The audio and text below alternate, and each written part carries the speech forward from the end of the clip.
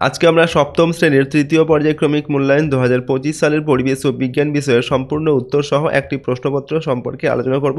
প্রশ্নপত্রটা অবশ্যই তোমরা ভালোভাবে প্র্যাকটিস করো, এর মধ্যে থেকে ম্যাক্সিমাম প্রশ্ন কিন্তু তোমরা পরীক্ষায় কমন পাবে। তো চলো এই ভিডিওতে আমরা ক্লাস 7-এর থার্ড ইউনিট টেস্ট 2025 পরিবেশ ও বিজ্ঞান বা সায়েন্স সাবজেক্টের এই প্রশ্নপত্র এবং তার উত্তরগুলো দেখে নিই। ওকে, তো চলো এই প্রশ্নপত্রটির প্রতিটা প্রশ্ন এবং তার উত্তর আমরা এই ভিডিও থেকে পরপর দেখবো। দেখো 1 নম্বর দাগে রয়েছে সঠিক উত্তরটি নির্বাচন করে লেখো। যে কোনো 21টি প্রশ্নের উত্তর লিখতে হবে এবং প্রত্যেকটি প্রশ্নের মান 1 নম্বর করে দেওয়া আছে। 1 × 21 = 21।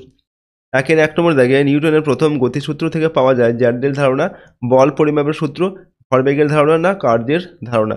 নিউটনের প্রথম গতিসূত্র থেকে কি পাওয়া যায়? উত্তর লিখবে জ্যাডের ধারণা। এরপর হচ্ছে 2 নম্বর দাগে ঘষা কাঁচ একটি স্বচ্ছ মাধ্যম, অস্বচ্ছ মাধ্যম, ঈষৎ স্বচ্ছ মাধ্যম না কোনোটি নয়। তো ঘষা কাঁচ হচ্ছে একটি ঈষৎ স্বচ্ছ মাধ্যম। বরফ গলনের লিনতাপ হচ্ছে 0 ক্যালোরি পার গ্রাম। এরপর হচ্ছে 80 ক্যালোরি পার গ্রাম, 537 ক্যালোরি পার গ্রাম, 100 ক্যালোরি পার গ্রাম। তো বরফ গলনের লিনতাপ হচ্ছে 80 ক্যালোরি পার গ্রাম। এরপরের প্রশ্ন 4 নম্বর দাগে জলের সাহায্যে যে রোগ ছড়ায় সেটা হচ্ছে কমন কোল্ড, আমাশয়, প্লেগ না ম্যালেরিয়া। তো জলের সাহায্যে আমাশয় রোগটা ছড়ায়। এরপর CuCl2 যৌগটিতে Cu এর যোজ্যতা 3, 2, 1 না কোনোটি নয়। সঠিক উত্তর হবে 2। রাসায়নিক বিক্রিয়ায় উৎপন্ন পদার্থকে বলা হয় বিক্রিয়ক, বিকারক, বিক্রিয়াজাত পদার্থ না কোনোটি নয়। রাসায়নিক বিক্রিয়ায় যে পদার্থ উৎপন্ন হয় তাকে বলা হয় বিক্রিয়াজাত পদার্থ। খাদ্য লবণের মূল উপাদান sodium hydroxide, magnesium chloride, calcium sulphate, sodium chloride. তো খাদ্য লবণের মূল উপাদান হচ্ছে সোডিয়াম ক্লোরাইড। পরের প্রশ্ন ফ্যাটে দ্রবীভূত ভিটামিন হলো vitamin B complex, vitamin C, vitamin A, vitamin M. তো জলে ফ্যাটে দ্রবীভূত ভিটামিন হচ্ছে ভিটামিন এ। একটি সংশ্লেষিত খাদ্য হলো জ্যাম, আম, মাছের ঝোল না কোল্ড ড্রিঙ্কস। তো একটি সংশ্লেষিত খাদ্য হচ্ছে কোল্ড ড্রিঙ্কস। নেক্সট হচ্ছে ভাইরাসের আক্রমণের ফলে যে রোগটি সৃষ্টি হয় সেটা হচ্ছে বসন্ত, যক্ষা, নিউমোনিয়া না কলেরা। তো ভাইরাসের সাথে যে রোগ ছড়ায় সেটা হচ্ছে বসন্ত রোগ। পরের প্রশ্ন প্রদত্ত যেটি জীবাণু সেটি হলো শামুক, পক্ষী, ব্যাকটেরিয়া না স্পঞ্জ। এগুলোর মধ্যে কোনটা জীবাণু? জীবাণু হচ্ছে ব্যাকটেরিয়া, এটা হচ্ছে জীবাণু। পরের প্রশ্ন 12 নম্বর দাগে পারদের অতিরিক্ত ব্যবহারের ফলে কোন রোগটির সৃষ্টি হয়? ব্ল্যাকফুট ডিজিজ, মেনামাটা, এরপর হচ্ছে ব্ল্যাক লাং আর হচ্ছে স্পন্ডিলাইসিস। তো পারদের অতিরিক্ত ব্যবহারের ফলে মিনামাটা রোগ হয়। নেক্সট হচ্ছে ডক্টর জেনার যে রোগের টিকা আবিষ্কার করেন সেটা বসন্ত, প্লেগ, কলেরা না ফাইলেরিয়া। তো ডক্টর জেনার যে রোগের টিকা আবিষ্কার করেন সেটা হচ্ছে বসন্ত রোগ। তরল থেকে কঠিনে পরিণত হতে বস্তু তাপ গ্রহণ করে, তাপ বর্জন করে, তাপ গ্রহণ ও বর্জন করে না, উষ্ণতা গ্রহণ করে। তো তরল থেকে কঠিনে পরিণত হতে বস্তু তাপ বর্জন করে। আলো গমন করে সরলরেখায়, বক্ররেখায়, যে কোনো রেখায় না বৃত্তাকার পথে। তো আলো সরলরেখায় গমন করে। এরপর হচ্ছে দেখো 16 নম্বর দাগে দ্রুতির কেবল মান আছে, কেবল দিক আছে, মান ও দিক উভয় আছে, কোনোটি নেই। তো দ্রুতির কেবল মান আছে, দিক নেই। দ্রুতি হচ্ছে একটা স্কেলার রাশি, ঠিক আছে। এরপর দেখো নিউট্রনবিহীন একটি পরমাণু হলো অক্সিজেন পরমাণু, হাইড্রোজেন পরমাণু, নাইট্রোজেন পরমাণু, হিলিয়াম পরমাণু। তো নিউট্রনবিহীন পরমাণু হচ্ছে হাইড্রোজেন পরমাণু। লোহিত কণিকার হিমোগ্লোবিনের কাছে কোন ধাতুর আয়ন অপরিহার্য? ক্যালসিয়াম, আয়রন, সোডিয়াম না জিঙ্ক। তো সঠিক উত্তর হবে আয়রন। এরপর আলোক রশ্মি লম্বভাবে দর্পণের উপর আপতিত হলে প্রতিফলন কোণের মান হবে 0 ডিগ্রি, 60 ডিগ্রি, 90 ডিগ্রি, 100 ডিগ্রি। উত্তর লিখবে 0 ডিগ্রি হবে। পরের প্রশ্ন হচ্ছে মানুষের পাকস্থলীতে পাওয়া যায় lactic acid, citric acid, nitric acid, hydrochloric acid. তো মানুষের পাকস্থলীতে হাইড্রোক্লোরিক অ্যাসিড পাওয়া যায়। 3টি প্রাথমিক একক দিয়ে গঠিত রাশিটি হলো বেগ, ভরবেগ, ত্বরণ না সরণ। তো 3টি প্রাথমিক একক দিয়ে গঠিত যে একক সেটা হচ্ছে ভরবেগের একক, ঠিক আছে। ইঁদুরবাহিত রোগ হলো ফাইলেরিয়া, প্লেগ, ডায়রিয়া না যক্ষা। তো ইঁদুরবাহিত রোগ হচ্ছে প্লেগ রোগ। মশার প্রধান রক্তচোষক নলটির নাম হলো ম্যাক্সিলা এবং ম্যান্ডিবল, ল্যাব্রাম না লেবিয়াম। তো মশার প্রধান যে রক্তচোষক নল সেটার নাম হচ্ছে ল্যাব্রাম। ওকে, এরপর দেখো 2 নম্বর দেখে অতি সংক্ষিপ্ত উত্তর লিখতে হবে যে কোনো 14টি। 1 × 14 = 14। উষ্ণতা পরিমাপ করা হয় কোন যন্ত্রের সাহায্যে? তো থার্মোমিটার বা তাপমান যন্ত্রের সাহায্যে উষ্ণতার পরিমাপ করা হয়। নেক্সট একটি নিষ্প্রভ বস্তুর উদাহরণ দাও। তো চাঁদ একটি নিষ্প্রভ বস্তুর উদাহরণ হচ্ছে কি চাঁদ। কারণ কি না চাঁদের নিজস্ব আলো নেই, এটি সূর্যের আলোতে আলোকিত হয় আর কি, ঠিক আছে, সূর্যের আলো প্রতিফলিত করে। এরপর নিউটনের তৃতীয় গতিসূত্রটি লেখো। তো নিউটনের তৃতীয় গতিসূত্র হচ্ছে কি না প্রত্যেক ক্রিয়ারই একটি সমান ও বিপরীত প্রতিক্রিয়া আছে।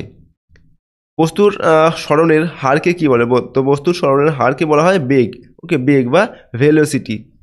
পরের প্রশ্ন, পরমাণুর কোন অংশে প্রোটন ও নিউট্রন অবস্থান করে? তো পরমাণুর নিউক্লিয়াস অংশে বা নিউক্লিয়াসে প্রোটন ও নিউট্রন অবস্থান করে। 6 নম্বর থেকে ভর সংখ্যা ও পারমাণবিক সংখ্যার সম্পর্ক কি? তো ভর সংখ্যা সমান হচ্ছে পারমাণবিক সংখ্যা প্লাস নিউট্রন সংখ্যা। এরপর কোন অ্যাসিডের প্রভাবে আমাদের অম্বল হয়? তো হাইড্রোক্লোরিক অ্যাসিড অর্থাৎ HCl এর অতিরিক্ত ক্ষরণের ফলে আমাদের অম্বল হয় বা অ্যাসিডিটি হয়। ওকে, আমাদের দেহে তরলের প্রধান উপাদান কি? তো জল হচ্ছে আমাদের দেহের তরলের প্রধান উপাদান। ভিটামিন সি এর রাসায়নিক উপাদান কি? এখানে উত্তর লিখবি অ্যাসকর্বিক অ্যাসিড, এটা হচ্ছে ভিটামিন সি এর রাসায়নিক উপাদান। লোহিত রক্তকণিকায় থাকা একটি প্রোটিনের নাম লিখুন। তো হিমোগ্লোবিন হচ্ছে লোহিত রক্তকণিকায় থাকা একটি প্রোটিন। খাদ্যের কোন কোন উপাদান শক্তি সরবরাহ করে? এখানে উত্তর হচ্ছে শর্করা, ঠিক আছে, বা কার্বোহাইড্রেট ও ফ্যাট বা চর্বি জাতীয় যে খাদ্য, এগুলো প্রধানত শক্তি সরবরাহ করে। এসআই পদ্ধতিতে তাপের একক কি? তো এসআই পদ্ধতিতে তাপের একক হচ্ছে জুল। কোন প্রমাণ চাপে সেলসিয়াস স্কেলে বরফ জলের তাপমাত্রা কত? তো প্রমাণ চাপে সেলসিয়াস স্কেলে বরফ জলের যে তাপমাত্রা সেটা হচ্ছে 0 ডিগ্রি হয়। সিনেমার পর্দায় আলোর কোন প্রতিফলন দেখা যায়? তো সিনেমার পর্দায় আলোর বিচ্ছুরিত বা বিক্ষিপ্ত প্রতিফলন দেখা যায়। মানবদেহে গলগণ্ড হয় কিসের প্রভাবে, বা গলগণ্ড যে রোগ সেটা কিসের অভাবে হয়? তো আয়োডিন খনিজের অভাবে মানবদেহে গলগণ্ড রোগ হয়। পরের প্রশ্ন 3 নম্বর দাগে নিচের প্রশ্নগুলির সংক্ষিপ্ত উত্তর লিখতে হবে। 2 × 7 = 14, এখান থেকে 7টি প্রশ্নের উত্তর লিখতে হবে এবং প্রশ্নের মান 2 নম্বর করে। হাতে স্পিরিট ঢাললে ঠান্ডা বোধ হয় কেন? তো হাতে স্পিরিট ঢাললে স্পিরিট বাষ্পীভূত হওয়ার জন্য হাত থেকে প্রয়োজনীয় লিনতাপ গ্রহণ করে। এই লিনতাপ হাতে থাকা চামড়া থেকে গ্রহণ করার ফলে হাতের ওই অংশে তাপের ঘাটতি হয় এবং আমরা ঠান্ডা বোধ করি। 2 নম্বর হচ্ছে প্রতিবিম্ব কাকে বলে? কোনো বিন্দু উৎস থেকে আসা আলোকরশ্মি গুচ্ছ কোনো তল বা মাধ্যম দ্বারা প্রতিফলিত বা প্রতিসৃত হওয়ার পর যদি দ্বিতীয় কোনো বিন্দুতে মিলিত হয় অথবা দ্বিতীয় কোনো বিন্দু থেকে অপসৃত হচ্ছে বলে মনে হয়, তাহলে সেই দ্বিতীয় বিন্দুটিকে প্রথম বিন্দু উৎসটির প্রতিবিম্ব বা ইমেজ বলে। ওকে, প্রতিবিম্ব হচ্ছে 2 প্রকার, একটা হচ্ছে সদ্বিম্ব আর একটা হচ্ছে অসদ্বিম্ব। 3 নম্বর, খাদ্য লবণের রাসায়নিক নাম ও সংকেত লেখো। তো খাদ্য লবণের রাসায়নিক নাম সোডিয়াম ক্লোরাইড এবং এর সংকেত হচ্ছে কি? রাসায়নিক সংকেত হচ্ছে NaCl। 4 নম্বরে ভিটামিনের দুটি বৈশিষ্ট্য লেখো। তো ভিটামিনের দুটি বৈশিষ্ট্য হচ্ছে 1 নম্বর, অল্প পরিমাণে প্রয়োজন। ভিটামিন সাধারণত খুব কম পরিমাণে প্রয়োজন হয় কিন্তু দেহের স্বাভাবিক বৃদ্ধি ও পুষ্টির জন্য অপরিহার্য। 2 নম্বর, শক্তি সরবরাহ করে না। ভিটামিন নিজে কোনো শক্তির উৎস নয়, তবে এটি বিভিন্ন উৎসেচকের অর্থাৎ এনজাইমের সঙ্গে যুক্ত হয়ে শরীরের রাসায়নিক বিক্রিয়াগুলিকে নিয়ন্ত্রণ করে। 5 নম্বর দেখা হচ্ছে ডিটারজেন্ট কি? তো ডিটারজেন্ট হলো এমন এক প্রকার পৃষ্ঠতল সক্রিয় রাসায়নিক পদার্থ যা জলীয় দ্রবণে তেলের মতো অদ্রাব্য ময়লাকে বা দাগকে জলে দ্রবীভূত করতে বা মিশিয়ে দিতে সাহায্য করে। এটি সাধারণত সাবানের বিকল্প হিসাবে পরিষ্কারক হিসাবে ব্যবহৃত হয়। ওকে, এরপর 6 নম্বরে হচ্ছে গ্লোবাল ওয়ার্মিং কি? গ্লোবাল ওয়ার্মিং হলো পৃথিবী পৃষ্ঠের এবং বায়ুমণ্ডলের গড় তাপমাত্রা ক্রমশ বৃদ্ধি পাওয়ার ঘটনা। মানবসৃষ্ট বিভিন্ন কার্যকলাপের ফলে বায়ুমণ্ডলে কার্বন ডাই অক্সাইড, মিথেন ইত্যাদির মতো গ্রিনহাউস গ্যাসের পরিমাণ বেড়ে যায়, যা পৃথিবীর তাপকে মহাশূন্যে ফিরে যেতে বাধা দেয়। এই গ্যাসগুলির বৃদ্ধিজনিত কারণে পৃথিবীর তাপমাত্রা বেড়ে যাওয়াকেই গ্লোবাল ওয়ার্মিং বলে বা বিশ্ব উষ্ণায়ন বলে। এরপর বরফ গলনের লিনতাপ 80 ক্যালোরি পার গ্রাম বলতে কী বোঝো? তো বরফ গলনের লিনতাপ 80 ক্যালোরি পার গ্রাম বলতে বোঝায় প্রমাণ চাপে এবং 0 ডিগ্রি সেলসিয়াস তাপমাত্রায় থাকা 1 গ্রাম বিশুদ্ধ বরফকে 0 ডিগ্রি সেলসিয়াস তাপমাত্রার 1 গ্রাম জলে পরিণত করতে 80 ক্যালোরি তাপ গ্রহণ করতে হয়। এই তাপ গ্রহণ করা সত্ত্বেও বস্তুর উষ্ণতার কোনো পরিবর্তন হয় না। 4 নম্বর দেখা হচ্ছে নিচের প্রশ্নগুলোর উত্তর লিখতে হবে। এখানে প্রশ্নের মান 3 নম্বর করে, 7 জন্য 3 7 21 নম্বর এখানে দেওয়া আছে। প্রথম নাম্বার 1-এ রয়েছে সাইকেল চালাতে চালাতে প্যাডেল করা বন্ধ করে দিলেও সাইকেল সঙ্গে সঙ্গে না থেমে বেশ খানিকটা এগিয়ে যায় কেন? দেখো, সাইকেল চালাতে চালাতে প্যাডেল করা বন্ধ করে দিলেও সাইকেল কিছুটা পথ এগিয়ে যাওয়ার প্রধান কারণ হলো গতিজাড্য। এরপর দেখো, গতিজাড্য কি না? নিউটনের প্রথম গতিসূত্র অনুসারে কোনো বস্তু যদি গতিশীল থাকে তবে বাইরে থেকে বল প্রয়োগ না করা পর্যন্ত সেটি গতিশীল থাকার চেষ্টা করে। সাইকেল যখন গতিশীল থাকে তখন সেটি গতিজাড্যের কারণে তার গতি বজায় রাখতে চায়। এরপর দেখো, বাহ্যিক বল প্যাডেল করা বন্ধ করে দিলেও সাইকেলকে থামতে থামাতে ঘর্ষণ বল যেমন হচ্ছে রাস্তা আর চাকার মধ্যে যে ঘর্ষণ বল থাকে, তারপর বায়ুর বাধা ইত্যাদি বাহ্যিক বল ক্রিয়া করে। এই বাহ্যিক বলগুলি তাৎক্ষণিকভাবে সাইকেলকে থামাতে পারে না, তবে ধীরে ধীরে গতির বিরোধিতা করে সাইকেলকে থামিয়ে দেয়। এই কারণে বলগুলির প্রভাবে সাইকেল সঙ্গে সঙ্গে না থেমে বেশ খানিকটা এগিয়ে যায়। ওকে, সাইকেল তো গতিবেগে চলতেই মানে থাকার সে তার প্রবণতা রয়েছে কি চলতে থাকবে, কিন্তু যে ঘর্ষণ বল রয়েছে, বাতাসের যে বাধা রয়েছে, এগুলো সাইকেলটাকে আস্তে আস্তে থামিয়ে দেয়। ওকে, এরপর হচ্ছে 2 নম্বর দেখে অ্যাসিডের ধর্মগুলি উল্লেখ করো। তো অ্যাসিডের প্রধান ধর্মগুলি দেখো কি, 1 নম্বর হচ্ছে স্বাদ। অ্যাসিডের স্বাদ সাধারণত টক হয়, যেমন লেবুতে সাইট্রিক অ্যাসিড থাকে, লেবুর স্বাদ টক হয়, ঠিক আছে। 2 নম্বর হচ্ছে লিটমাস পরীক্ষা, অ্যাসিড নীল লিটমাস কাগজকে লাল করে।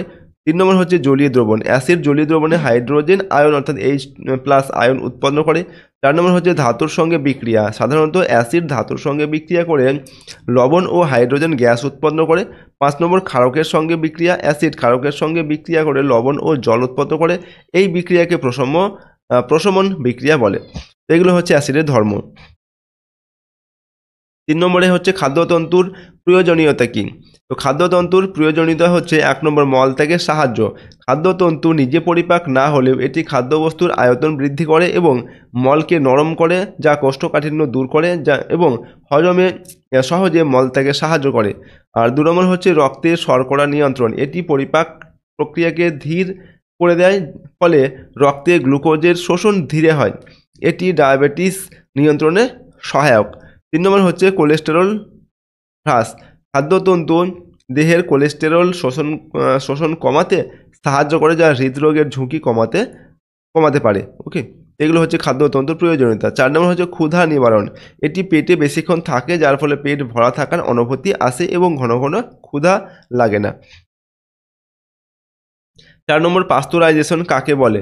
তো পাস্তুরাইজেশন হলো এমন একটি প্রক্রিয়া যার মাধ্যমে তরল খাদ্যদ্রব্যকে, বিশেষত দুধকে, নির্দিষ্ট সময়ের জন্য একটি নির্দিষ্ট তাপমাত্রায় গরম করে আবার সঙ্গে সঙ্গে ঠান্ডা করা হয়। এই প্রক্রিয়ার মূল উদ্দেশ্য হলো উচ্চ তাপমাত্রা ব্যবহার করে খাদ্যে উপস্থিত রোগ সৃষ্টিকারী জীবাণুগুলিকে, যেমন হচ্ছে ব্যাকটেরিয়া, এগুলিকে ধ্বংস করা বা তাদের সংখ্যা বহুলাংশে কমিয়ে দেওয়া। এর ফলে খাদ্যদ্রব্যটি অপেক্ষাকৃত বেশি সময় ধরে ভালো থাকে। তো এটাই হচ্ছে পাস্তুরাইজেশন। এরপর 3টি ভেজালের নাম করো যেগুলো এবং সেগুলি কোন খাদ্যে মেশানো হয় তা লেখো। তো খাদ্যে মেশানো হয় এমন 3টি ভেজালের নাম হচ্ছে, যেমন 1 নম্বর হচ্ছে আর্গেমন।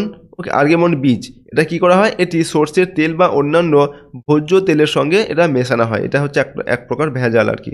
2 নম্বর কৃত্রিম রং, যেমন হচ্ছে মেটানিক ইয়েলো, এটা কি করা হয়, মিষ্টি বা হলুদে যে গুঁড়ো যে হলুদ আমরা খাই, সেই হলুদে এটা মেশানো হয়।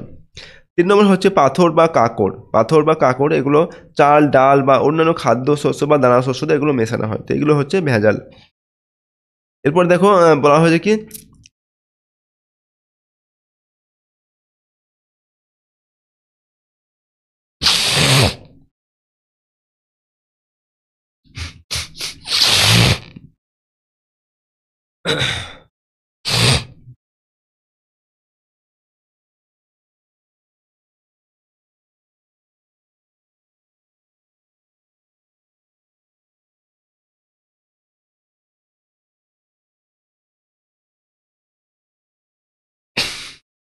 ছ নম্বর দাগে ঘূর্ণন গতি, বৃত্তাকার গতি আর মিশ্র গতির একটি করে উদাহরণ লিখতে বলা হচ্ছে।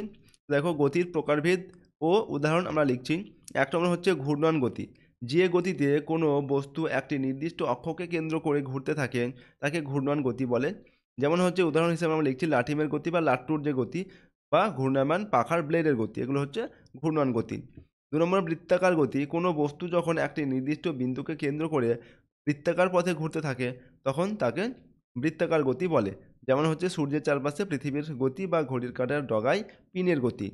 3 নম্বর মিশ্র গতি, যখন কোনো বস্তুর গতিতে একাধিক প্রকার গতির মিশ্রণ দেখা যায়, যেমন হচ্ছে রৈখিক গতি এবং ঘূর্ণন গতি, এগুলো দেখা যায়, তখন তাকে মিশ্র গতি বলে। যেমন হচ্ছে সাইকেলের চাকার গতি, এখানে চাকার অক্ষের ঘূর্ণন গতি এবং চাকার যে কেন্দ্রটির সরলরৈখিক গতি, দুরকম গতি এখানে দেখা যায় সাইকেলের চাকায়, তাই এটা হচ্ছে মিশ্র গতি। পরের প্রশ্ন 7 নম্বরে, পরমাণুর নিউক্লিয়াস কী কী কণা দ্বারা গঠিত, একটি প্রোটনের ভর ইলেকট্রনের ভরের কত গুণ। তো এখন আমরা উত্তর লিখছি, পরমাণুর নিউক্লিয়াসের কণা সেখানে কী কী থাকে, না পরমাণুর নিউক্লিয়াস মূলত দুটি কণা দ্বারা গঠিত। একটা হচ্ছে প্রোটন, এক নম্বর হচ্ছে প্রোটন যেটা ধনাত্মক আধানযুক্ত হয়, আর ২ নম্বর হচ্ছে নিউট্রন যেটা নিস্তড়িত বা আধানবিহীন হয়, কোনো আধান থাকে না এর।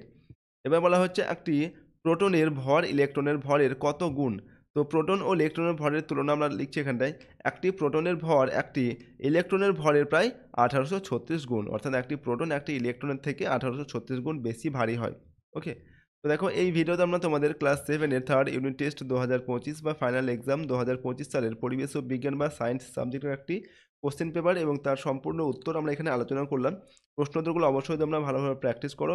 এই কোশ্চেন পেপারের মধ্যে থেকে অনেক প্রশ্ন তোমরা কিন্তু পরীক্ষায় কমন পাবে। আর যদি আমাদের এই চ্যানেল নতুন হয়ে থাকো, চ্যানেলটিকে প্লিজ সাবস্ক্রাইব করে রাখবে এবং ভিডিওটিতে লাইক করবে। তো আজকের এই ভিডিওটিকে আমরা এখানেই শেষ করছি। সম্পূর্ণ ভিডিওটি দেখার জন্য অসংখ্য ধন্যবাদ।